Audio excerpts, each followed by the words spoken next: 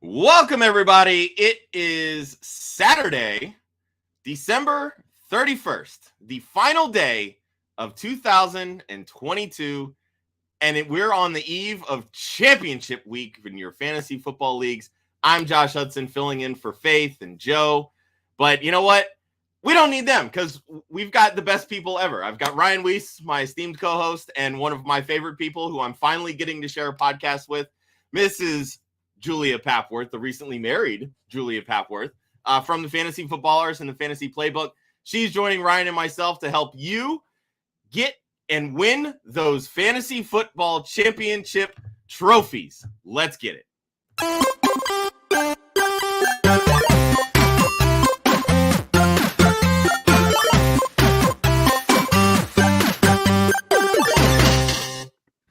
Welcome, everybody. It is Club Fantasy Start Sit Different Day here on the final day of 2022. I am Joshua Hudson. On the bottom there is Ryan Weisse, and our special guest for this championship week.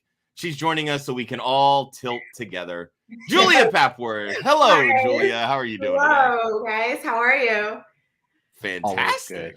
Always good. Ready to It's always tilt? nice to wake up super early on a Saturday. And I say that super early being 11 a.m. for me on the East Coast. Yeah. But you're on the West Coast and it's even earlier for you. So much appreciated for you joining us this morning. Of course. All right. So as people know, when it comes to this show, we are driven by your fantasy football questions. So we're going to give you guys a little bit of time to get those into the chat. You can join us over on YouTube, on Facebook. I guess you could watch us on Twitter, but we can't see any of your questions. So pop over to YouTube or Facebook. It's at Club Fantasy FFL. You know, maybe hit the like or subscribe button, one of those two. That'd be great. First, I will go ahead and I will kick it over to Ryan for some quick injuries. And then, you know, maybe we'll get a little update from everybody on how they're doing in their championship weeks. Ryan, take it away. Sounds good. So quarterback is still a mess. Lamar Jackson ruled out again. Tua Tagovailoa ruled out. Colt McCoy also on the out list, and Jalen Hurts is doubtful. So we're going to see another week in my guy, Gardner Minshew. Trevor Lawrence listed as questionable. No real concern. He's not playing this week. Who is not playing at running back? Antonio Gibson is the only out player at running back, the only out one that matters. Questionable. You have Ramondre Stevenson, Kenneth Walker, Damian Harris, Jordan Mason. I expect everybody to play on this list. Damian Harris is your probably most iffy one. Jordan Mason is also interesting because I've talked about I thought the 49ers are just going to run away with that game. So he may not play very much. I don't think many people are probably relying on Jordan Mason in their championship game. But I do have my prediction that I thought he was going to score more points than Christian McCaffrey. Not feeling so good about that now. Deebo Samuel out at wide receiver. There were talks he might come back this week. It's not happening. Jarvis Landry out again for like the 8th consecutive week. Don't quite know what's going on there. Marquise Goodwin doubtful this week. So I mentioned last week he was questionable and I was worried about what he was going to do filling in for Tyler Lockett. Well, Tyler Lockett is now questionable and Marquise Goodwin is doubtful. So anybody who was pivoting to Goodwin from Lockett, you may hopefully have Lockett back this week. DeAndre Hopkins also questionable. Christian Watson, Chris Olave, Jerry Jeudy, Chase Claypool, all listed as questionable. Tight end, I don't always include IR players here, but it just happened last night. Greg Dulcich, surprise drop to the IR, so he is out and will not play. Not that you have games next week. You better not have games next week. He will not be in for the rest of the season. Jonnu Smith out, and then Tyler Higbee, Dawson Knox, Hunter Henry. And I listed Tommy Tremble, not normally a guy, but he actually has a good matchup this week against Tampa Bay for those who are streaming. I wouldn't stream him. He's also questionable, so you definitely don't want to play him. And kickers, who are people too, for like the 4th straight week, no designations on the kicker position. So everybody's playing. It's because they're a figment of your imagination, Ryan. That must be it. So I do have I do have a question from Twitter that I dropped in the banners, but we can talk about our teams if we don't get any questions. But then I have questions I can even ask about my own team. Sounds good. Julia, let's start with you because we were talking a little bit backstage beforehand. Like, how's this season been for you? How many championships you in? Let's hear it. I mean, this when I look back on my teams and where I finished the season, I can tell who I was heavily invested in and who I wasn't, because either my teams finished over here or they were at the very bottom. And my very bottom teams were teams where I really believed in, like Russell Wilson and Trey Lance and Allen Robinson and people like that either obviously didn't deliver, or people that went down to injury. And it's like, you just couldn't get back from those people. Because if you took a pick on one of them, that meant like I wasn't getting Jalen Hurts, or I wasn't getting any of those other people that hit when you kind of drafted them a little later. I made the semis in pretty much all of my leagues, and I am in the finals in just one, which sucks, but it is the one I wanted to make the finals in, and putting all the love into that one. Yeah. It's a season like no other I have ever seen. Like, it almost was like there was no consistency. I mean, look at Devontae Adams the last 3 weeks. Nothing. Absolutely nothing. Oh, yeah. Even in good matchups, that's the thing that was so crazy this year. I think that's a really good point you hit on, where when you invest in a player, you can really tell if they bust on who, especially on who you missed on. A writer of ours, Chris Molina, who did very well in Scott Fishbowl, loves to point out that I made a big to-do. I'm notoriously draft Travis Kelce in every single league that I'm in. Like, it's who I am as a person. Right. In Scott Fishbowl, I opted to take Dak Prescott over Travis Kelce, and only Lord knows how well I would have done in Scott Fish if I was running Travis Kelce out there every single week. But you brought up Russell Wilson. I thought I was on top of the world. My quarterbacks were Dak Prescott and Russell Wilson. I thought I was just going. Russell Wilson was unplayable in Scott Fishbowl because the completion percentage wasn't there. It was just a complete train wreck. But thankfully, nobody drafted Geno Smith. I ended up with him on waivers, so he carried me to within one game of the playoffs. I did not make it, though. So that's the thing too. There were so many people that we thought were going to crash and literally proved us wrong, and vice versa. And I think that's cool in a way, because there are these people and these teams that we're rooting for now. Like, I never have been a Lions fan. I got to tell you that. Like, watch it. Like, I don't like Jared Goff. Yeah. But I've never wanted to see these guys win more than this season, this in Jacksonville. It's like, it is cool to see those people do well. Those teams do well. It all started with Hard Knocks. Yeah. Right? Like, Hard Knocks got the engine revving. And, like the passionate, fiery speech from Jamal Williams, and, just, and that was like the very first episode. And it's like, oh shit. Okay. We got some drama here. Now we're talking. Let's go. Well, I really hope they make the playoffs. You brought up two very good teams with Detroit and Jacksonville. I'm going to throw one other out there that just recently came to light for me. I really want to see Carolina win the NFC South just because of how bad that division is. Yes. And I cover the Panthers during the preseason for the football guys. And I actually got really bought into them last year and was like, I put money on them to make the playoffs. I thought they were going to be like this surprise playoff team, and then they were awful. And so now it's funny because I thought they'd be awful again. So I didn't touch them with a 10-foot pole, and they legitimately could make the playoffs this year. I love that. I'm rooting super hard for that. I don't want to have to watch the Tampa Bay Buccaneers in a playoff game. Yeah. I cannot. I feel like that should be like the final straw in Brady's career, but he's not going to go out like that, right? Oh, he'll be like, all right, Tampa, I brought you a championship. Deuces, I'll find a new home. I think he's going to go back to New England for one season and then retire. That's what I think. Interesting. I don't know. Where else would he go? That's the thing. Well, I hear the Raiders need a quarterback, and Josh McDaniels is there. I guess it all depends on how good that relationship is, right? Because we all talked about like when Nathaniel Hackett went to Denver. They're like, oh, his relationship with Rodgers is so good. Like he's going to lure, Rodgers to Denver, and then Rodgers ends up staying in Green Bay. So then they panic and pivot to Russ, and we know how that season went. And Hackett got fired before this week, so it's like. I think sometimes we put a little too much stock in those types of relationships, but it's going to be hard to get a head coach in Denver. Like, no one's going to want to do it. I disagree, only because we see this every single year. Coaches have the worst fucking egos, and their ego is going to be like, you know what? I can turn it around. Yeah. I can turn it around. Yeah. And they'll fail trying to do so, and there goes that. Like, all right, I'm going to pull up these couple questions here from Czar. Let's start with this one. Should I drop the Bills defense for the Giants? We know the Bills play on, I believe it's Monday night against the Bengals. I say yes. Giants get the Nick Foles led Colts. Yeah. So, Julie, I'll start with you. I would totally drop them. I think that Monday night game is going to be a shootout. I think it's going to be, I think it's going to be you score, I score, you score, I score. And I think if Nick Foles looked like he hadn't picked up a football in like 2 years since the Super Bowl. So I think. Oh yeah, he sold his soul for that championship because he hasn't done 100%. crap. And you know what? Then. He's 100% okay with it. He's totally okay with it. Oh, he's gotten his money. Yeah, he signed that $88 million deal with Jacksonville like the very next offseason, and like they bounced around to like 4 different teams since. And finally got himself a haircut, so that was exciting for everybody. I think you play your odds there. Like the Colts have just, and do they even care anymore? I mean, I would I'd pick up the Giants defense. The Giants are playing for more. I think, I would. Would you guys? I agree. You brought up something very interesting. I went to go try to research it real quick. I found it. You mentioned that it was a back and forth. You thought it was going to be a high scoring back and forth game, which called back to Buffalo versus Kansas City. I went and looked, and the Buffalo defense scored -2 fantasy points in that matchup. And that is not something you want to have happen. That echoes back to last week where teams bought into the Denver defense the Detroit defense. And I think it was the Denver defense. We bought into these defenses, think they were going to be good last week, and they both scored negative points with the semifinals on the line. And I feel like that's exactly what you're running to now with Buffalo in the championship, because it's going to be a high scoring game.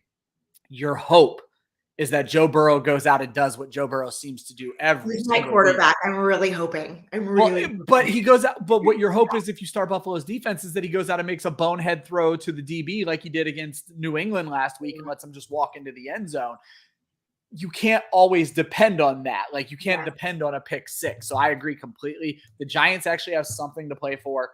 They're taking on Foles or at worst Sam Ehlinger. This offense is depleted. Michael Pittman has not looked good. Paris Campbell has been absolutely nothing. They have no weapons. Not that he matters, but even Kylan Granson, their 1B tight end, is going to be out in this game. So, yeah.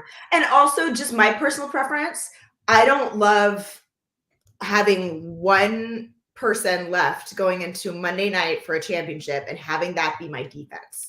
Because if you go, it's the only thing that can get you negative points, really.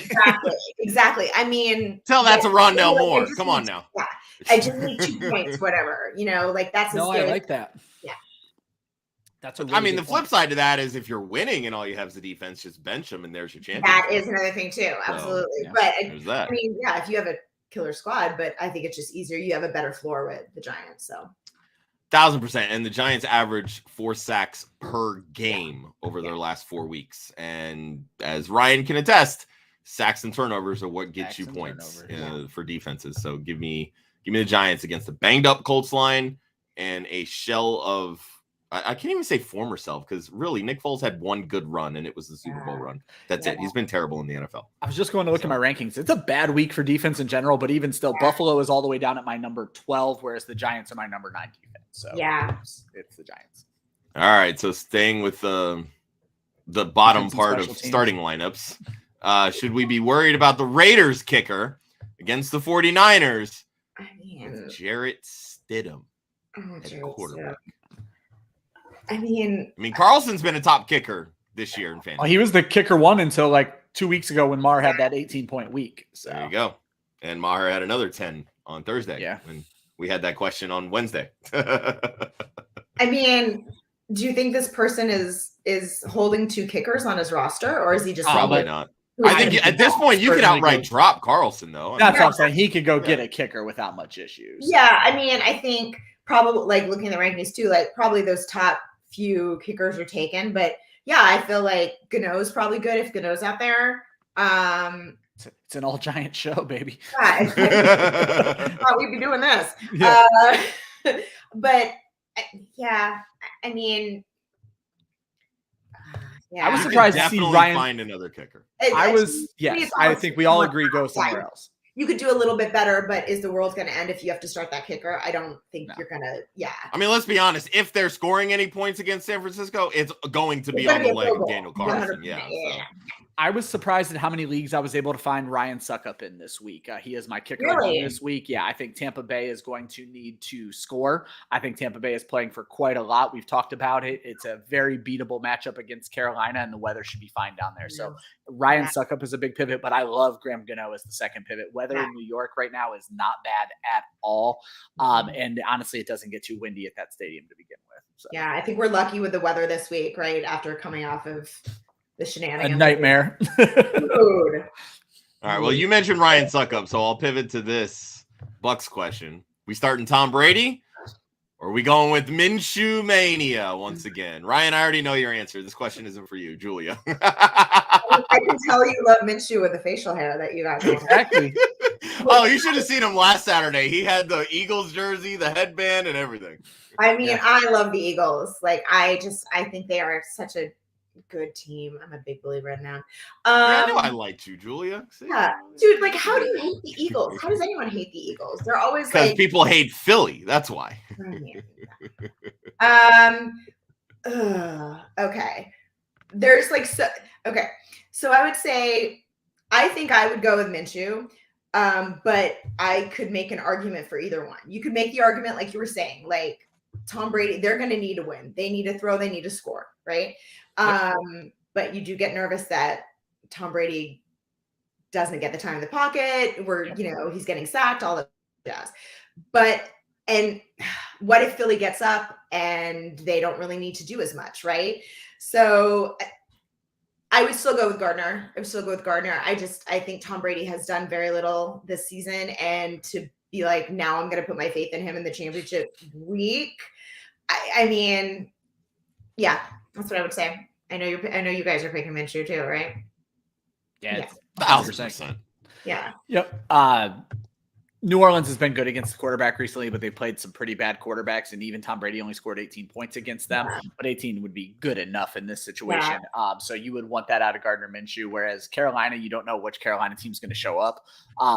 Jared Goff, if not for these weird touchdowns to Shane Zylstra last week, would have had not the greatest week. He obviously just completely went off, but that's just not what we've seen from Brady this year. Putting it bluntly, Jared Goff has been infinitely a better fantasy quarterback this year. It's not even a comparison, really. Whereas Minshew, you know what you're getting out of him. If your league heavily hurts you for turnovers, that might be a problem because he's going out there and slinging it. But my man is going to score 2 touchdowns. He's going to throw for 300 yards. I'm not even remotely concerned about those 2 stats. And let's not forget the way that the Eagles offense is set up. You have the opportunity for Minshew rushing touchdowns, which we saw last week too. Yep. And Josh, I pointed out on our Monday show, I did not like necessarily how they ran the offense last week, where every read option, every RPO, Minshew handed the ball off. And I think there's a possibility we see them run the ball more this week because last week they kind of set up he's not going to run. And now I think we could see him run even more this week. Yeah. Could be. I mean, Saints defense is banged up, but they still have a respectable core. Mario Davis, a Pro Bowler in the middle there. So, I mean, I think this game probably will end up closer than some people think. I don't think it's going to be a blowout. But I mean, Philly's going to make sure that they get a top 10 draft pick out of the Saints, so they're going to win this game. All right, one more from Czar, staying on the Saints side. Bench 1, we going with Kamara against the aforementioned Eagles, Jacobs against the 49ers, Ken Walker against the Jets, or Big Cat Brian Robinson, baby. I love Brian Robinson so much. And I love him this week too against the Browns. So I think we can all say we're starting Brian Robinson. 100% you're playing him. Well, so we benching Kamara, Jacobs, or Walker? Walker was questionable. Is that what you said at the beginning of the show? Listed as questionable. No real risk. He doesn't play. So they're gonna play him. Did Kamara practice? Didn't he have a no practice? Don't even think he's on the injury list. Okay, why do I think he had a DNP? Oh, maybe I'm just. I could tell probably you that veteran rest day. Maybe. I am nervous about the Vegas situation where they said they want to evaluate young talent. I'm nervous for Jacobs in that situation. Is this going to be a Zamir White show? I mean, I don't Jacobs know. has already earned that contract. I think based on his post game interview, I think it was last week, dude is checked out. And good for him. Hell of a season. Very few people believed in him. Yeah. I wasn't one who necessarily did, and I was. But good for him playing his heart out. I mean, again, I almost want to say you bench Jacobs just I was gonna say you're struggling because you don't want to tell somebody to bench a top 5 running back. Yeah, but And I did it. if he doesn't play, your floor is nothing. You know what I mean? Like you need them to play, at least do something. If you know Walker's going to play and you know Kamara's going to play, and yeah, it's scary to say bench Jacobs because obviously, you know, you want to dance with the guys that brought you, but also, is this all on one guy's team? Because how did you do this? Kudos to you. Yeah, great. Well, Robinson probably went a lot later. Yeah, and Walker was probably a pickup. So nice job. Yeah, Walker was probably a 7th or an 8th round pick, and then Robinson, after the gunshot, he probably was a free pick at the end of the draft. So What a season! There needs to be a movie or a 30 for 30 if they're still doing that. That needs to be done. What a great happy story for that kid. Seriously. No, I agree. It's hard to say bench Jacobs, but I said it on Wednesday and I'm going to say it again. I would not play. I might be waffling on my Christian McCaffrey, but I said I would not play McCaffrey, Jacobs, or somebody else whose name leaves me right now. Once they're taken off the field, you're like, that's it. I'm done. Oh, Austin Eckler, Josh, was the other one I said I wouldn't play. I don't want to hear that because I have him. So let's. Let me be clear. I have no reason to think this. I think the Chargers sit their starters after halftime. That's just my biggest worry. And so I just don't know what's going to happen in the second half of that game. But I got to tell you, friend, like, I don't have any other options. And it's the same thing I said with McCaffrey. These are players who could pop for you in the first half and get you what you need them to get. Me my 2 touchdowns, sit down, and move on. Yeah, exactly. And the other thing is the Rams could actually keep that game competitive much more than the Raiders possibly could. So I'm sitting Jacobs. You brought up such a good point, trying out talent. Buddy of mine, we do a little like local show for my local league. And he brought up, I missed this on Instagram. Brandon Ayuk floated the idea to Devontae Adams about sitting this game out with solidarity with Derek Carr because Adams is like super pissed about what's happening with Carr. If Adams comes into this game not 100% mentally checked in, this could be the disaster of all disasters for the Raiders. Yeah, because look, the last thing you want to do is get hurt. You know, you got nothing to play for. With Jarrett Stidham on the field. Oh, my God. With Jarrett Stidham. Oh, God. Yeah, I think this is one of the worst things we've seen from Josh McDaniels, and that's saying something because he's shown us some boneheaded shit. Yeah. This could be the worst. So. Oh, man. I will tell you that I am actually benching Josh Jacobs in a championship league. So it feels so weird to say to bench him with the year he's had, but I think so. Mm-hmm. It's going to be it's one of my dynasty leagues. I mean, luckily I have Ramondre Stevenson and Saquon Barkley going, and I'm really freaking stacked at wide receiver. So at this point, like Jacobs is a flex for me. Yeah. And I think I'm rolling with I think I put Deontay Johnson in. I mean, I'm looking at our dynasty league and I'm like, well, I have him and I'm probably going to have to play him because I have nobody else.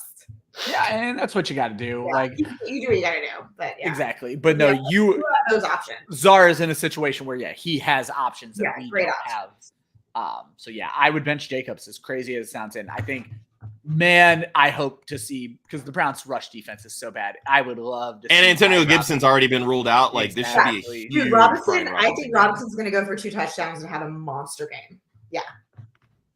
Yeah, I'm 100% on board sitting Jacobs, especially with all of this. So, all right, up to Damian. Needs an RB2 this week and a wide receiver 3. He's got Dalvin Cook as his RB1. I'm assuming that's Devonta Smith and Tyreek Hill is 1 and 2. So his options at wide receiver 3, we'll start there. Gabe Davis, Allen Lazard, Chris Olave. I know Olave is questionable. Obviously, we know how good the Philly secondary has been. Not as great of late. Would you start Gabe, Lazard, or Olave as the wide receiver 3, Julia? I'm going to say no to Olave, even though I love him and was a big fan of him. Same thing, he's questionable. If Christian Watson does not play, then I go Lazard. If Christian Watson plays, then I go Gabe Davis. And also, hold on, I'm going to add a caveat to that as well. Ooh. What the rest of his, I mean, we have a little bit of an idea of what his roster is. I wonder who his quarterback is because Gabe Davis is pretty high ceiling, right? But because if he goes off, he's going off for, a big, he could get 3 catches and have 100 yards and scoring 40 or 4. Yeah. Literally, it's all or nothing with him. Yeah. And if you need that, if it's looking like you're going to need that, is the Green Bay Green Bay is a 4:25 game, and isn't it Sunday night? No, Green Bay is Sunday afternoon. Okay, got it. And then Davis is Monday night. Okay, well, at least it's not the 10 a.m. game. I think it's sort of like maybe take a look at what your 10 a.m. guys are doing. Take a look if you need like that high upside, and go from there. What do you guys think? I would have leaned the exact same way. My initial thought was Gabe Davis. I had to go take a look because I've not been a big Lazard guy, especially since, first we saw the Dubs pop, then we saw Watson pop, and now we're kind of seeing them both play together. I agree wholeheartedly. I don't think Dubs is even on the injury report anymore. So whichever one, if Watson's out, obviously you want to lean Lazard. But the upside that Gabe Davis gives you, and this screams Gabe Davis game. Yeah, and this is a game where they need him. Isaiah McKenzie has played like shit. We're starting to see Khalil Shakir, who Julia and I got into a couple of battles for in some rookie drafts at the beginning of the year. I love him so much. I know. There was a pick where I was trying to trade you, and you're like, I think you want the same guy as me. And I was like, is it Khalil Shakir? Yes. Oh god, I feel like this is gonna be between me and you for a long time with like yeah, exactly. So we're starting to see Khalil Shakir pop, but very different role than what you're going to see from Gabe Davis. This feels like a Gabe Davis game. So my inclination is definitely Gabe Davis, but I do agree if Christian Watson's out, Green Bay still needs to win that game. And so you could definitely see a big Allen Lazard game. 11 targets last week. That was surprising.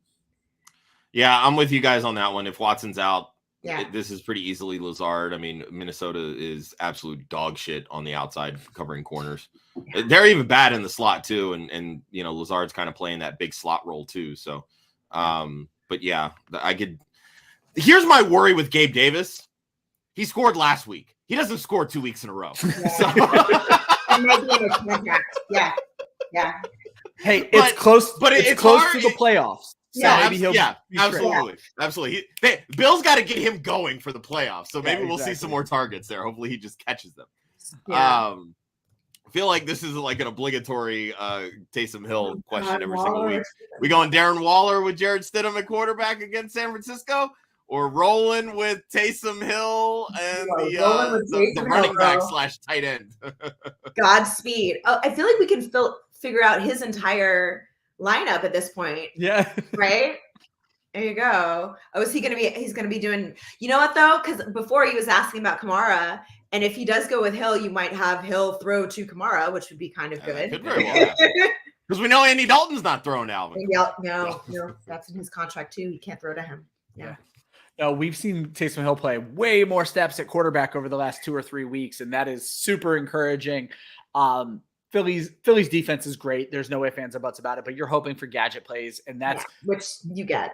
Against great defenses, that's typically what scores the touchdowns is the weird gadget plays. And I think you could easily see a Taysom Hill to Alvin Kamara touchdown, if not a Taysom Hill to Jawan Johnson touchdown, get those double tight end points. So no, I would certainly go Taysom Hill in this matchup. Yeah, I'm with Taysom here too. And Ryan, the segues here are you're nailing it. Fantastic. I mean, Tyler Conklin or Jawan Johnson in a PPR league. Oh God, I just don't want to make that decision at all. Well, I know Ryan's answer. It's his stream of the week. So yeah, I can't go against Conklin after I talked him up all week. Seattle, one of the worst teams in the league against. I was going to say Conklin too. I think if you have to take a shot in the dark, it's a better matchup for him. You're just hoping for the luck with Jawan Johnson. Oh, so you're hoping for a touchdown with Conklin. Yeah, you're hoping for a touchdown with Conklin because when I went back and looked at Conklin's games with Mike White, he only averages 6 fantasy points a game with Mike White at quarterback. However, he also averages 6 targets a game with Mike White at quarterback. And so the volume is there. You're hoping he gets that 6-point floor, not what you're hoping for. But then if he scores that touchdown, now you're looking at a 12-point tight end. That's top 5. And that is a win this year for sure. Oh God, tight end's been horrible this year. Like even now, more Scampers does bring up CJ Uzomah, and Uzomah has gotten way more involved lately. And so that's a mild worry. However, I believe Conklin scored a touchdown last week, if I remember correctly. Obviously, that I was think not he did with Mike too, White yeah. in, though, yet, so. Yeah, and that's really my big worry here. Like, we know how Mike White loves to sling it, but he's not slinging it in the end zone. He only has 3 touchdowns over those 3 starts. So if you're banking on a touchdown to go with that volume, I'm not 100% sure you see that with Conklin. But with Johnson, it's all or nothing, right? Yeah. It's 1 touchdown, 2 touchdowns, or 1 catch for 7 yards. Yeah. And Philly has covered the tight end pretty well this year. Yeah.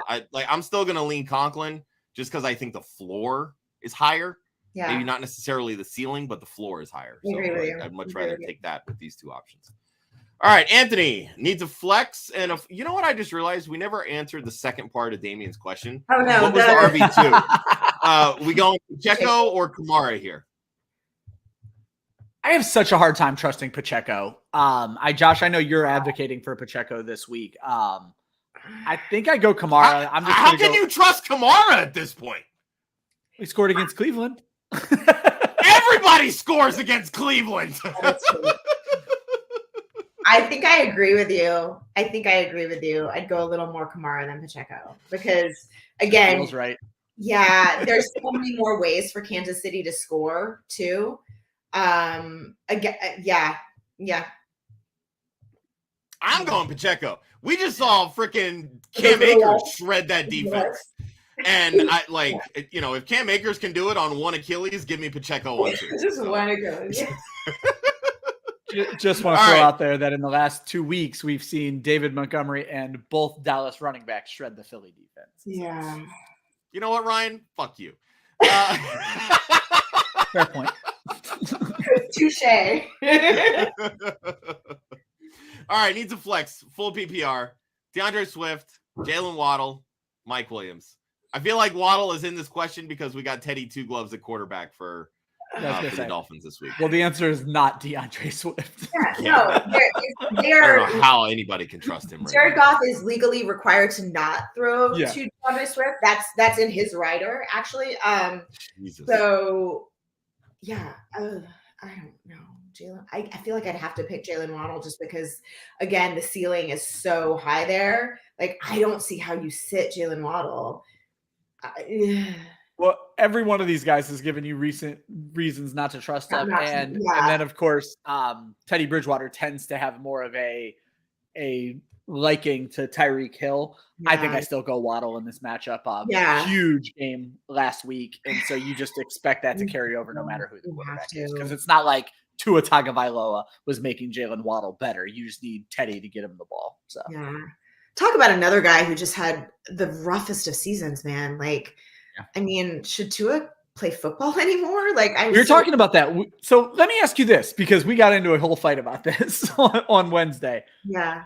Do you feel that the organization should be held responsible for what is happening to Tua right now? Because Josh and Joe kind of think the Dolphins are at fault here, but I'm like, if doctors are telling you he's healthy, it's on the offensive line at this point, was what I said.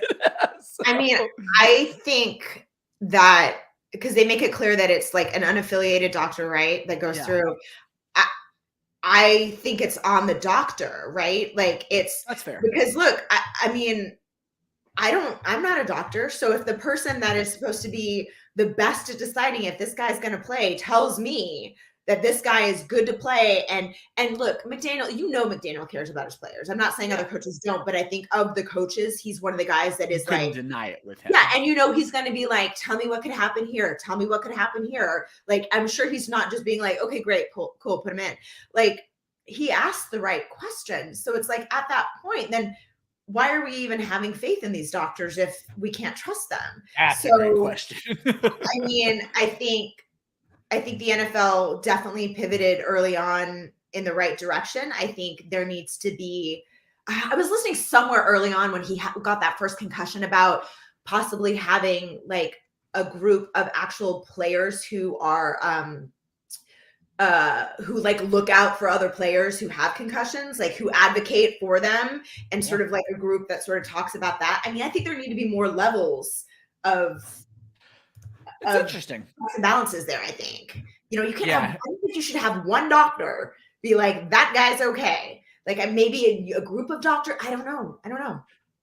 Yeah, and then I guess again, and I'm treading into waters that I don't understand either. Is like, how can you tell what the lasting issues are? And it's just such a messed up situation. But personally, I'm holding the O-line responsible. That's who I'm blaming in this whole situation. That Dolphins offensive line sucks. Say that to him. I just play. It's your fault. It's your fault, honey. Exactly. Yeah, the answer here is Jalen Waddle. You really can't trust Mike Williams nor DeAndre Swift at this point. So I'm manifesting some candles and going Waddle here. All three could easily score a touchdown this week, but Waddle, I think, sees the most volume by far. So, yeah, 100%. All right. This feels unfathomable at this point. But you know what? The way that he's played the last couple of weeks, I get it. Stephon Diggs or Michael Pittman? I cannot start Michael Pittman. I've had him in so many leagues. I cannot in good conscience. He will get the volume, but I just can't. I mean, Diggs, he's going to get a bounce back at some point. Allen's going to try to get him that ball for a touchdown on Monday night. 100%. I see where the question is coming from, I guess I understand pivoting from Diggs or somewhere. But you're not pivoting to Pittman. Not in this. No, this is not where I'm Pittman. No. Especially in what I expect to be one of the best games we see of football this season. So. Yeah, 100%. Yeah, this is Diggs. And I want to give Gregory a shout out because this is just fantastic. And I will always find a way to pick on Eli Apple. Daniel Jones threw all over Minnesota. Yep. I still don't see how this applies because Eli Apple is on the Bengals. But I think he's responding to two different of our questions. Gotcha. Because we were talking about the Minnesota secondary. Yeah. Fair enough. Okay. But yeah, Gabe Davis smoking Eli Apple. Love it. Absolutely love it. All right, Jaden. Tight end question. After Gerald Everett put up a big fat dud, you sitting him and playing Taysom Hill over him? Well, while Julia throws up in her mouth, I'll throw out what I've been saying all season in my Stream of the Week articles and anywhere I kind of do public appearances. In my opinion, Taysom Hill is, and this is going to sound weird, and Evan Ingram has kind of made this a little bit more challenging. Taysom Hill is the number 5 tight end in fantasy football. And what I mean by that is you start Travis Kelce, you start TJ Hawkinson, you start Mark Andrews, you start George Kittle, and then I start Taysom Hill over everybody else. And Evan Ingram has made that interesting in the last few weeks. Nobody has Taysom Hill's upside. It's what I've said from the beginning. And obviously he's never going to match that 30-point week or whatever he had. But all you hope for when you start these bum-ass tight ends is that they can score a touchdown. Taysom Hill has higher touchdown upside than any single one of them. For me, it's Taysom Hill if it's not those first 5 guys. So I 100% agree with you. And it's like this season has been rough for Mark Andrews. So it's like I almost have to take him out of the conversation sometimes. But it's like unless you have Travis Kelce, you are hoping for 40 yards and a touchdown. And if you get more than that, then congratulations. And the lower down you go, that you're starting to compare people to Taysom Hill, you're right. Like he has quite a ceiling.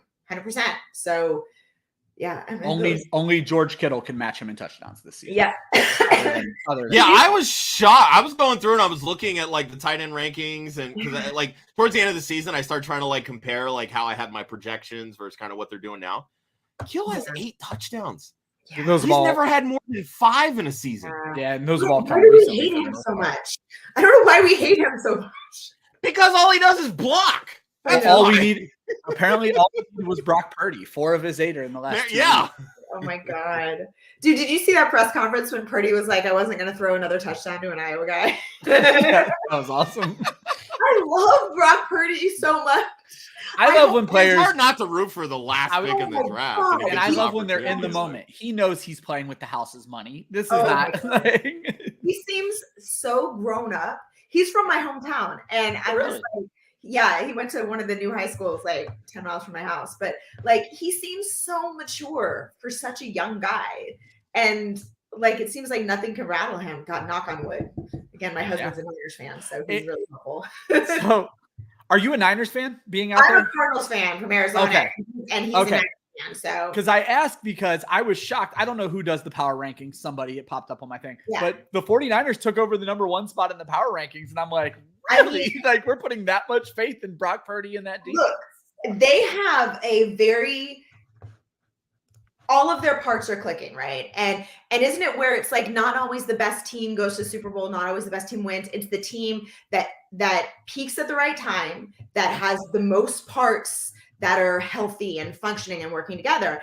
And like my two favorite NFC teams that are in it are Philly and the Niners. And like if you're saying the two best overall teams should go to the championship, it should be those two playing each other, right? And then it's just like whatever happens. But unfortunately, sometimes that doesn't happen in football, right? Yeah. God, the players 49ers aren't winning anything. Not you don't think wait, did you say they're not winning anything? He's an Eagles fan. He can't allow those wins to be said. I know, but they're not winning. You still have to agree that they are a pretty good team with what they've been doing. Yeah, and they're great at stopping the run. But you know what Philly's also really good at doing? Throwing the football. And San Francisco has terrible outside corners. AJ Brown to the freaking moon, baby. I love Jalen Hurts. Jalen Hurts was my pick for MVP at the beginning of the year. So I love him so much. If you'd have put some money on that, you'd be a very rich girl right now. I just didn't bet enough. That's the problem. Okay, that's awesome. You'll still get a nice payday when all's said and done. I also put some money on Russell Wilson being the MVP too, so I think. Yeah. Well, you gotta hedge your bets, I was gonna say, ebbs and flows. I mean, I was for the record, I too would go Taysom Hill with this question. So, all right, Scampers, asking for a friend, love it. So supportive. All right, RB1 and a super flex or one flex for Scott Fishbowl in final 30. All right, Cordero Patterson, Michael Carter, DJ Moore, DJ Chark. All right, well, let's start with the running back. We going Patterson or Carter again? Who does Jets play? Patterson's playing the Cardinals, right? I was just going to say, the matchup is the only reason you're considering Michael Carter in this matchup. I got to tell you, the Cardinals here, we're tuned out. So I mean, both of these matchups are really good, in all honesty. The only thing that worries me with Patterson has been Algier, who's been on fire. Yeah, I love that guy too. God, I love that kid. Isn't it nice? Like, this was like the first year that I really, really got into the rookies. And isn't it nice when you see these guys that you were into? Like, it's this odd connection. You want to be like, that's my dude. I was rooting for him the whole season. Like, it's nice to finally see everyone get behind it.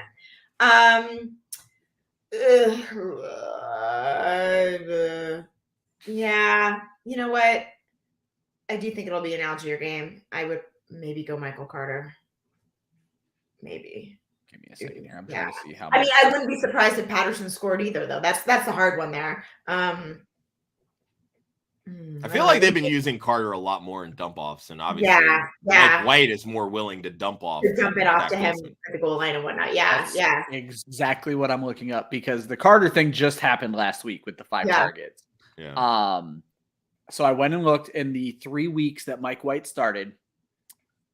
Ty Johnson had a 7-target game. Michael Carter had a 6-target game, and Bam Knight had a 5-target game.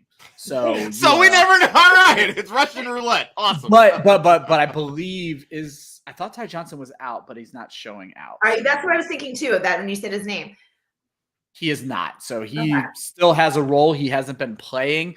But you are right, for that matter, that it is more likely Mike White throws to the running back than the other Jets quarterbacks. I'm still going Patterson. I can't quit him. That's just who I am as a person. So God, he's gonna be running up and down that field with his old man walker at some point, right? He's just gonna be going long.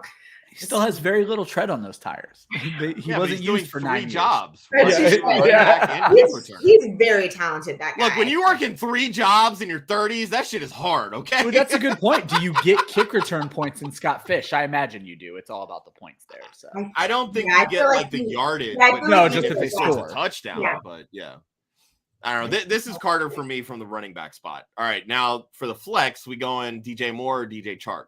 And I actually think this is a pretty interesting question because Goff is at home, even though DJ Moore has a career high in touchdowns this year. Finally. Well, only because he never gets touchdowns. Yeah. What's his career high? 4? Yeah, and he scored 5. Way to go, DJ. Oh my God. DJ's like, please let me out of the city. Please, God. Hey, he's the one that signed an extension. He's got nobody to blame but himself. And I love that they called him their like cornerstone. Like they basically said, we're never trading you. You're fucking stuck here. Christian McCaffrey like strutting along in San Francisco. He's like, look at all the people. This is great. Oh God, I DJ Moore has burned me so many times in so many leagues. This is more of like just a personal feeling, but oh God, I don't know. One of you guys go first. I'm going DJ Moore. I love DJ Chark, but you're still banking on the deep ball. DJ Moore is way more involved target wise, so give me DJ Moore. I was gonna make a rhyme. Safe floor DJ Moore. Give me. Oh God, I would pick him, but I wouldn't watch the game. But all right, well here I'll pose this question because this is for Scott Fishbowl, right? Yeah. So because of the large tournament setting, okay, do you shoot just for upside and go for the big plays to set yourself apart? Yeah. Ooh. Knowing that it could end up biting you in the ass. Well, let's be clear. As I've said about everybody, every wide receiver has the same floor of 0. This is true. This is true. I'm just trying to see what Moore did the first time they played Tampa Bay. It may not matter because he probably had Baker Mayfield at quarterback. Yeah, seven catches for 69 yards and a touchdown. That's not bad. That's a. And Darnold's been keying in on him because there's quite literally nobody else in that offense now. So. Yeah, and Darnold was I get. Yeah, DJ Moore, and then you do this. Yeah. Yeah. I think I'd still go Moore, but I just wanted to pose that question because again, it is a tournament, so it's almost like you're going against the juggernaut, right? In the league that has the best team all year, and you're just shooting for the moon. I kind of feel that same way. Like when you're in the finals in a large tournament like this, like you want to just shoot for the moon. Yeah, I agree. Until I just went and looked. DJ Chark's best game this year is 6 catches, 94 yards, and a touchdown. It's only 21 fantasy points. So DJ Moore's best game is still better than DJ Chark's best game. Yeah. Okay. Just wanted to pose that question. No, it's great. It's a great point. I think we're just make an argument for either one of them, and also same thing. Like, look at the rest of your lineup. Do you want to have one guy that you're trying to shoot for the moon with, or like how are your baselines on everything else? It's hard to talk. Like, it's hard to talk about these players just like in a vacuum because it is a big picture thing.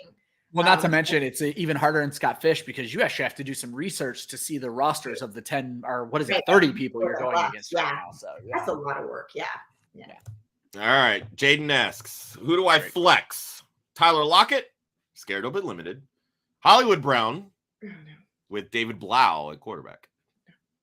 We'll start with a resident Cardinals fan here. David Blau.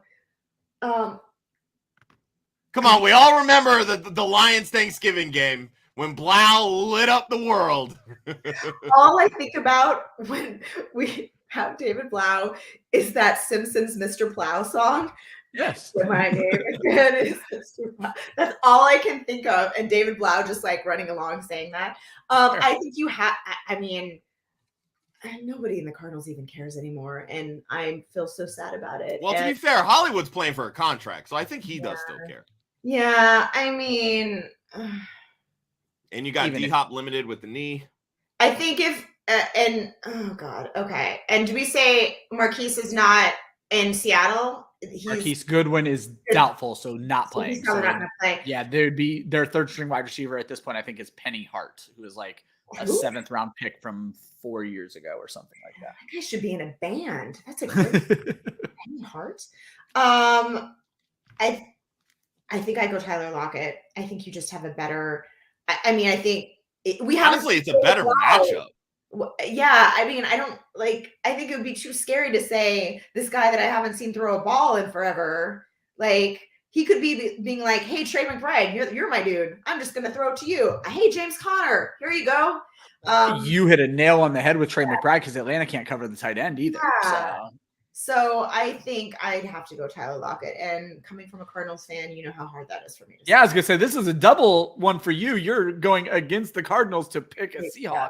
But I agree with everything she said. Yeah. If Lockett weren't questionable, you wouldn't even be questioning this. Yeah. As weird as that sounds, you'd be playing him.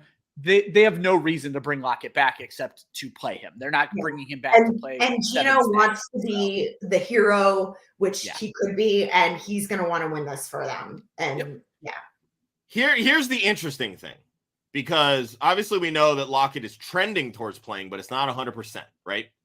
That game is at 4. On this one, 100%. Yeah, that game's at 4. The Cardinals play at 1. So if you're going into this saying that, hey, I'm playing Lockett, and You need to have a 4 o'clock receiver. you need to have a 4 o'clock pivot. Yeah. So that's kind of the tricky part here. Obviously, if Lockett is announced playing, this isn't a question. You're playing him over Hollywood, even if Kyler Murray were at quarterback, as far as I'm concerned. So, Josh, you bring up some good points. I'm just going to run through these games and the receivers you could go get. We're going to stay away from the 49ers game, but you could go look for Elijah Moore on the Jets, KJ Osborne on the Vikings, Romeo Doubs on the Packers, Van Jefferson maybe on the Rams, Josh Palmer on the Chargers, though I'd probably stay away from the Chargers in that matchup. Demarcus Robinson for the Ravens on the Sunday night game. Maybe Tyler Boyd. He may have gotten cut at some point during the season. He's had a bad couple of games. So look for one of those guys who plays after. Yeah. Oh, man. Scampers does bring up Laquan Treadwell. I wouldn't touch that with a 10-foot pole. Let's not go that far, Scampers. Let's not go that far. And all right, DJ Moore has 6 touchdowns. Jaden, I apologize. Way to go, DJ. DJ. All right, Czar with one more. Chances CMC or ETN are limited or sit in the second half. I wish I knew that answer because I'm playing against CMC. I think. All right, time to bust out the crystal ball, guys. Come on. I think that there are slightly higher chances that McCaffrey is limited. And by limited, we mean, not limited for an injury, right? Yeah. Because I think watch this be the 1 week that Brock Purdy struggles. Just watch. And then CMC ends up playing the whole damn game. Yeah, but it might not be like they might just go another route, like you were saying with Jordan Mason. Like they might just be like Tyrion Davis Price. Yeah, good old TDP. Because same thing is they're gonna want to feel out their options if God forbid something happened in the playoffs. They need to make sure, like, if Purdy's struggling as we're moving forward, where are we going to go? What are we going to do?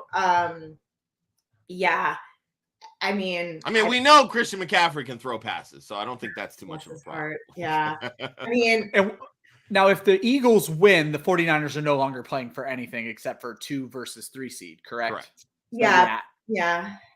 Whereas Jackson, now there's the whole argument. What time are those games? What time's the Philly game? 1 o'clock. Philly's at 1 Eastern, so 10 a.m. for you. Okay. So then San Fran's at 1 Pacific. How do you watch football so late? See, for me, I've lived in Vegas during football season. Let me tell you, there's no better feeling than waking up at 9:30 a.m. and cracking a beer. It's the greatest feeling ever. I go to the gym and I come home and I have like mimosa and pancakes and it's just like the best. I would prefer. To be fair, I have my mimosas and red velvet waffles at my bar. They do a brunch.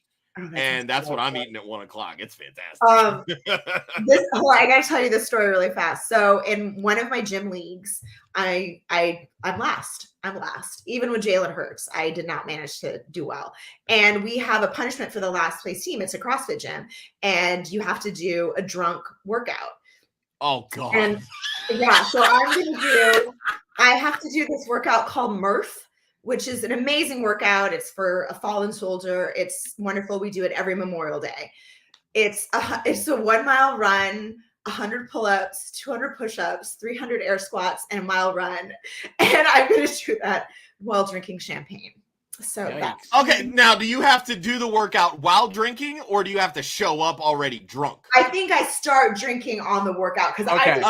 I was about to say, because if you show up drunk, who's to stop you from acting? Like, are they giving you a breathalyzer to test how drunk you are? Also, I'm a very small woman, so it does not take me much to get drunk. So first sip of champagne, it's already messed up. Oh, I'm like a glass and a half, and I'm wasted. And this workout is a long workout anyway, so it's going to take me like 2 hours to do this thing. Yeah, I was gonna say I would show up with a bottle of champagne. I would crack that bitch right out. Let's go. It would take me 2 hours to run the mile, right? For what it's worth, Travis Etienne is my RB1 this week. I am buying in that Jacksonville wants to make a statement game. I agree with you. I think they have a little more they have something to play for, right? Yep. Technically. Well, technically, no. I mean, if they lose this game, it doesn't matter. But here's the thing. If they win and lose to Tennessee, they still have a shot to get in as a wild card. Okay, so there is versus more Tennessee, for who them. can only get in by winning the division. Right. Okay. Correct. So there's like more for them than there was for like Correct. Tennessee. Yeah. Okay. Gotcha. Yes. Yeah. So there, and look, I think the way that they have changed that culture in that city, And that's what Josh brought up on they Wednesday. are not Was going to phone that in. Doug No, Peterson can't fold Nope. this game. He can't he will do not. it. So. No, he has taught those boys. That's another one that it's just like, talk about a great story and what they have 100%. done with that franchise. I can't for the next 5-10 years. Dougie P, baby. Fuck, dude. it's Dougie P. amazing. Love that guy. All right, Scamper's chiming in. Half PPR has got to sit one. Singletary at Cincy. Christian Kirk at Tex-Mex. I love that. Juju versus the fighting Russell Wilsons. Oh my god. You have to sit one. Yep. Blah, blah, blah, blah. I think Me and Josh have been beaten into submission on our answer, so we know who we're picking, but I'm interested Yeah. to hear who you say. So I think that if I'm not huge on the running backs against Cincinnati, but I think if a running back gets the work, it will be Singletary.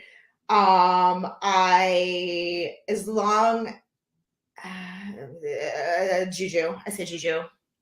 I think he hasn't been consistent enough. Again, like I know you said your floor for a wide receiver could be 0, but it feels like Juju's floor is like, that's just a joke I make. But Josh, I'm actually interested in your answer because for you, it's never Juju. Like always have to bench him. Yeah, I fucking hate that's what, him. no, I'm saying bench Juju. No, He's the most overrated wide receiver one. I thought Josh was going to definitely be on my side until I realized Juju was a part of the question. As Yeah, Joe I'm Zollo would tell you, I'm still sitting Christian Kirk. Yeah, I I'm still love sitting Christian Kirk. I love Christian Kirk too. I think Love him. he's fantastic. oh, Like, me and Josh are way off here because I'm going to go Devin Singletary because as Joe Zollo will tell you, that's fair. when DJ Reader plays, Cincinnati is the best run defense in the entire NFL. Here's the thing, though. The usage and the snap counts are still going to favor Singletary unless Cincinnati absolutely blows out Yeah. Buffalo, which I don't think will happen. They This favored, game should be Ramondre close, Stevenson. which means Singletary is going to be in the game, Yeah. which means he can still He'll see at least past get it. some carries. Yeah. I just don't trust like Juju where it's like he might not even feel like he wants to throw to him. That's the thing. Like, I don't know. Well, hey, it's clearly a great question. When you split the board, this is where we need a Yeah, tiebreaker. literally so I all guess you three get to ways. pick your Look, favorite animals. here. Houston shuts down running back or wide receivers, because tight ends and running backs do their thing against them. Yeah. And if you've noticed this like Evan Ingram explosion over the last month or so, it's come at the cost of Christian Kirk's fantasy value. Oh, believe you me, I know. So, and that's the thing. If Houston struggles against tight ends, where do you think Jacksonville is going to go with the football? They're going to go to Evan Ingram. They're going to avoid Christian Kirk. Yeah. Like Juju is, for as much as I, bang this drum that he sucks, he still sees plenty of targets. Yeah. Yep. And, Denver right now, I think their defense is just worn out. Well, yeah, you said, what do they have to nothing play for left. at this point? They have nothing left. They're the only working part of that team. And think Kansas how City, tired those guys must be. Like, and Kansas City's not just going to, they're not going to tailor their offense towards the matchup. Their offense is, we're just going to throw the football and we dare you to stop us. Yeah. That means Juju's going to see targets. So yeah. That's really why I'm fading Kirk in this instance more so than the other two. But. Scamper's Kittle is just handsome and hilarious and good. Yeah. He's very funny, that man.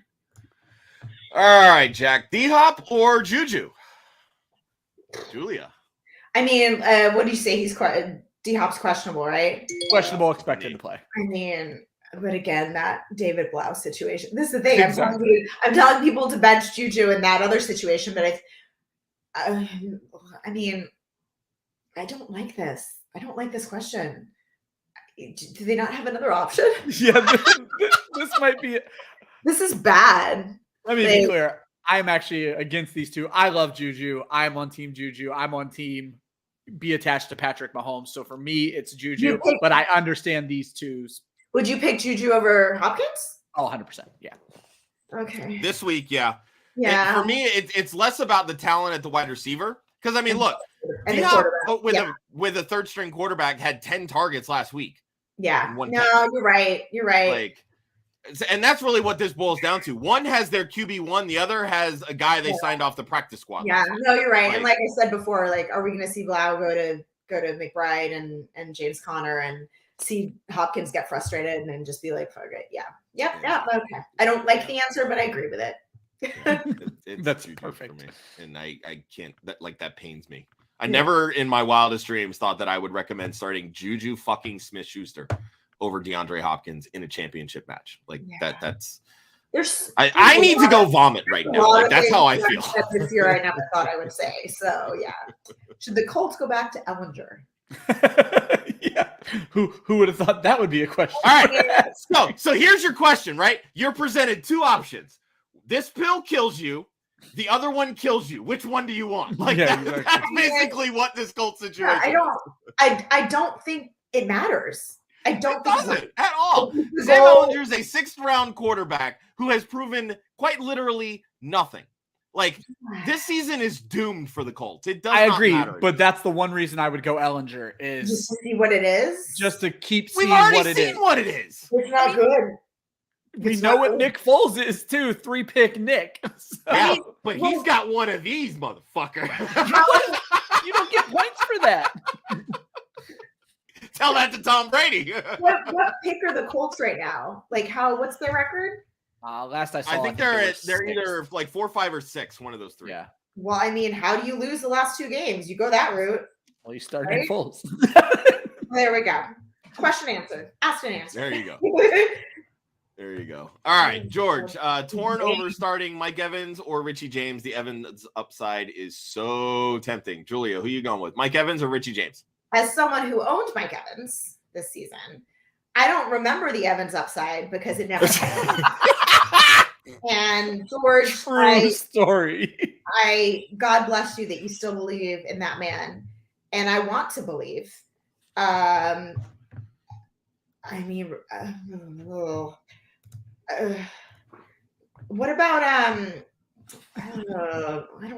mean, Richie James is getting the targets. There is. I don't know, man. Like it just seems like the Brady Evans connection has just disappeared, and I don't understand why. Like if you want to preach to me about touchdown regression and yada yada, then Mike Evans is going to score 3 touchdowns this week, and I would absolutely hate to bench him and then see that happening on my bench.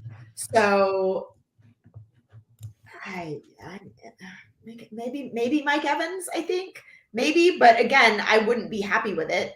That Isaiah Hodgins has been getting a lot of targets in New York, so I don't know if they're leaning towards him more than Richie James. Guys, help me out here. I'm dying.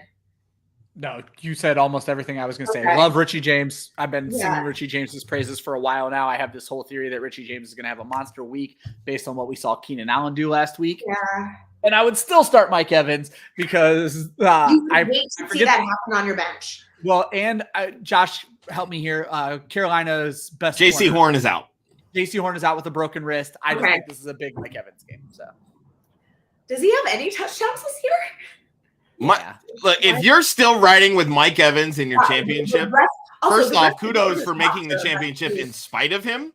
Yeah. And second, you just love to.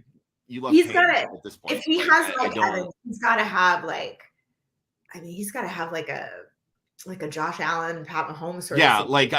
You made the playoffs and the championship in spite of Mike Evans. I'm going Richie James all day, every day in this matchup. I don't care who's not playing for Carolina. Yeah, Mike Evans, 15 targets the last time they played Carolina. Yeah, and what did that translate into? His hands don't exist in with his body. He's okay. So he had 15 targets. How many catches, yards, and touchdowns? How many? 9 for 96, no touchdowns. 9 for 96, no touchdowns. Okay, he is off Tom Brady's. Dude, Richie James laces up his socks to get 18 fantasy points. Yes. Come on, there's no kidding more. The Colts can't play defense in the secondary out of the slot. Give me Richie James all fucking day over Mike. I have to give George credit on this one because I am pretty sure I've said this the last 3 episodes of Start Sit Different Day. Exactly. Exactly. Yeah. See, he tried to give you a reason to pivot with this question, and you still threw it back in his face. Yep, exactly. I'm an idiot. Oh my god. All right. AJ Green or Devontae Adams? Oh, God. This is not 2014. No. No, thank you. No, thank you. Devontae Adams ain't that bad, bruh. I mean, no. Here's the thing. If Devontae Adams doesn't play, he still will probably have the same amount of points. What did AJ Green will have? Yeah. Yeah. Oh, God. I will say, if you're really like desperate for a Cardinals receiver, I could see Robbie Anderson being it this week. We bang this drum numerous occasions. Backups, third stringers, when they come into the game, they look at the guys that they've been practicing with. And those are the guys that aren't running with the first team. Robbie Anderson is not running with the first team. That's who I would go with over AJ Green. That was a horrible mistake. I think we tried to return him. There's no takesies backsies there. Yeah, it's not Walmart. There's no return policy. Yeah, Robbie Anderson should always come with a return policy. Yes. Good Lord. All right, Alex. Needs a flex. PPR. Juju, Lockett, Hopkins, Waller. Bam Knight. God, I love that nickname. Bam. Bam. Tyler Lockett, if he plays, yeah.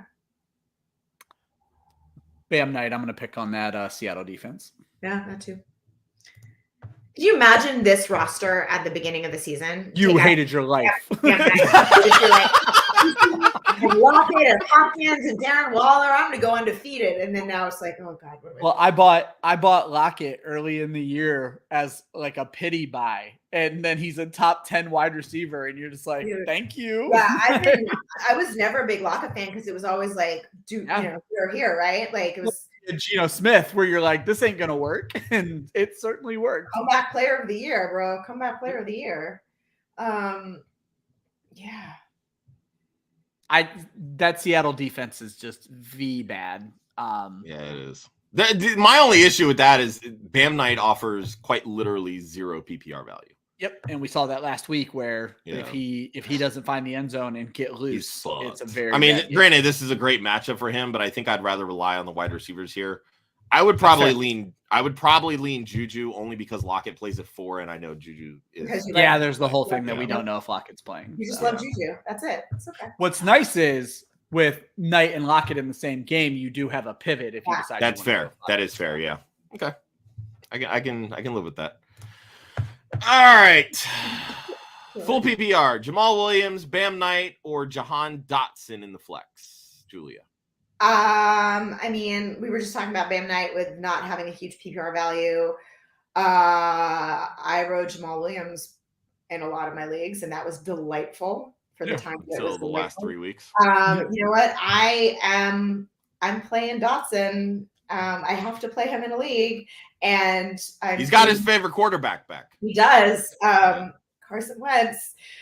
I'm putting it all on Carson Wentz, but Wentz does seem to like Dotson a lot. And I mean, if I had a Manders receiver and it was Terry McLaurin, I'd be way more worried about getting it to him. But Dotson and McLaurin are going to be such an amazing team for many years to come. And that they know who their quarterback is.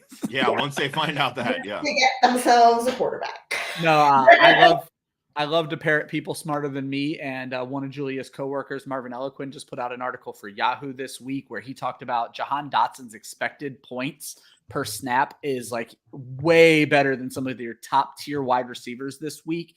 The Browns are just a soft matchup, especially for wide receiver 2s and even slot wide receivers. Slot wide receivers, not so much, but that's a Curtis Samuel problem.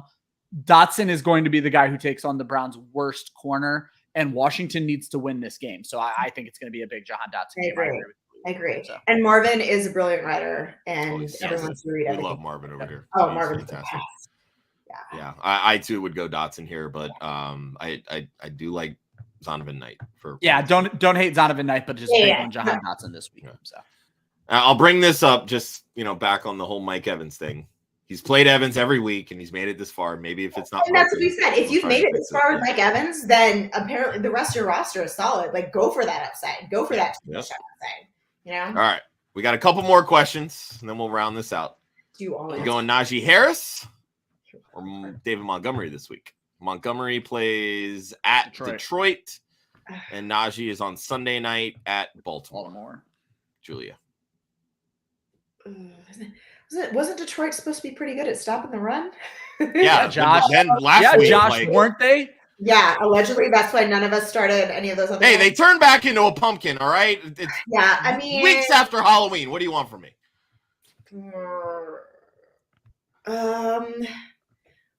I think I might go Najee. I don't know. And I like David Montgomery a lot. Crap. No, I'm gonna say Montgomery. Just for I'm gonna say Montgomery. Go. I don't have a great explanation for that. Well, you don't need a better explanation than look at what Chuba Hubbard and Deontay Foreman did last week. That's what I would do. I'm probably going to go Najee. 2 touchdowns in his last 3 games. I completely agree with it. It's definitely I wouldn't hate starting not. Well, also on the Bear side, do you think they're going to be a little more careful with Justin Fields? Because they should be, certainly. Yeah, because you're playing for nothing and you want to lose. Because I am playing against him. Yeah.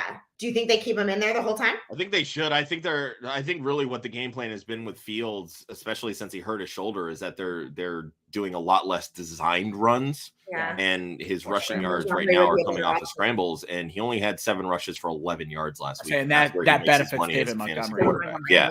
So, I mean, for me, if this is PPR, it's pretty easily David Montgomery. Yeah.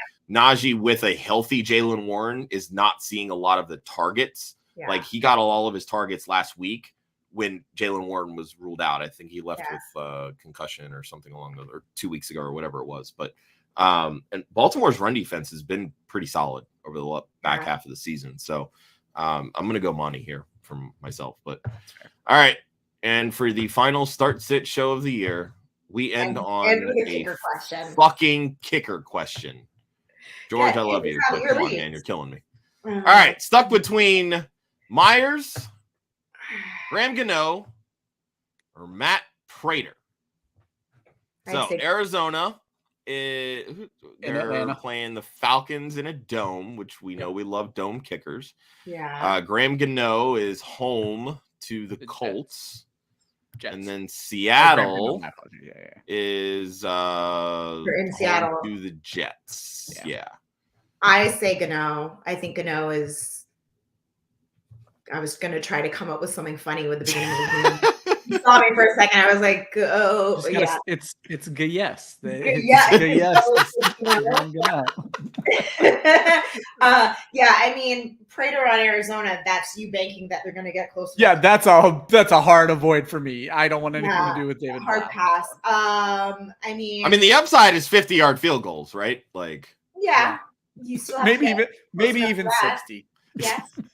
Yeah, they just kick it off. They run it to the 25. There you go. Oh, good Lord. Can we fire Cliff Kingsbury, please? Yes, in probably 10 days. Oh, God. But they gave him the extension. That means nothing. Yeah. I know. I really want Sean Payton to go to Arizona. That's just me. But that's the thing is, if you want Sean Payton, you got to get him before Denver, and I think Denver already has their interview set up. You think Sean Payton's going to go to Denver? I don't think he's going to. I think Sean Payton knows what he can do. Russell Wilson's been compared to Drew Brees his entire career. I think Sean Payton knows what he's getting into. Okay. So. I mean, you'd have to see a hell of a turnaround. But, so I'm going to go with the Giants. I think. Yeah, guys, what do you think? I'm going Gano as well. Yeah. Correct. Gano. Yes. Yeah. All right, and that does it. We've reached the final episode of Starts a Different Day. Next week's Saturday morning show will be our annual airing of the fantasy grievances. Airing of grievances! Yes. So, Julia, this is your open invitation. If you'd like to come on, we usually bring guests on for like 5-10 minutes. We just kind of let them come in and like just kind of vent about the season. And it's a party. That's what it's cathartic. It's getting out. It is. And I understand. And we get to see all our friends. So. What a good idea. Yeah, it's a great idea. It's a great way for, to really kind of kick off the new year, in all honesty. So we have some fun with it. The season is over. It just flew by. Yeah, it really did. It really did. All right. So for our lovely friend Julia. You can find her at Julia Papworth on Twitter. Julia, tell everybody where they can find you and all your work. I am over on the Fantasy Footballers and at the Fantasy Playbook. So come check me out over there. There you go. And for Ryan at the Fantasy 5. I know you can find Ryan just all across Club Fantasy, but you also do some stuff with another site. You can tell everybody where you can find you there. I do occasional roundtable articles during the season with football guys, and I'm a part of their DFS consensus ranking. Fun. There you go. And you can find me at the One Hudsonian. I don't do anything but podcasts and basically run Club Fantasy. So, so make sure you follow us on the socials, Facebook, Twitter, Instagram, at Club Fantasy FFL. If you're new to the Start Sit stream, we appreciate you tuning in. Feel free to hit that like on the video and hit subscribe on the channel. My goal was I wanted to be able to hit 500 subscribers by the end of the year and give away some jerseys as a thank you, but we only hit 491, guys. Oh, no, you could do 9. Come on, guys. I was going to say, Need we have 9 12 more. hours to do 9. What is it? 12 hours to do 9. So Yeah. when we hit 500 subscribers on our YouTube page, just like we do every other time when we hit these milestones, I spin a wheel, and whoever wins from our subscriber base, they get a prize of memorabilia that I have in my closet. And this time I'm going to let the winner choose what they want. I'm giving away a signed Stephon Diggs Bills jersey, a Nick Chubb signed Browns jersey, or a signed Mark Andrews Ravens mini helmet. Oh, these are all good options. There you I go. think somebody might want some of that stuff. There you So go. if your YouTube profile is not public, just make sure you shoot myself, Ryan, a DM, or even the Club Fantasy channel a DM, and just show us the screenshot. Like, hey, I subscribed. Make sure I'm included. That's all it takes. All it takes. So, as all of our shows are, we are presented by Manscaped. I'll do kind of a quick read so we can get Julie out of here. Head over to manscaped.com. You can save 20% using the promo code Club Fantasy at manscaped.com. They've got a lot of great products for men's grooming. Everything that we've used personally has been absolutely fantastic. The Weed Whacker, the ear and nair trimmer, the Lawnmower 4.0, the Boxer Briefs, the whole 9 yards. It's been absolutely fantastic. We love this partnership. And that's how you can support this show, because we do not charge people for anything. We don't have Patreons. We don't do any of that stuff. This is the easiest and best way to help us grow as a brand, is to use these types of promo codes when we're gracious enough to get them. So once again, go to manscaped.com, use promo code Club Fantasy at checkout, save yourself 20%, and get free shipping. For Julia Papworth, for Ryan Weisse, I am Joshua Hudson. Good luck in all of your fantasy football championships. We'll see you all Monday morning for Hangxiety, but we'll see everybody next week here on Saturday morning for the airing of the fantasy grievances with some of your favorite analysts and friends from the fantasy football community. Peace out, everybody. Love it. Good luck.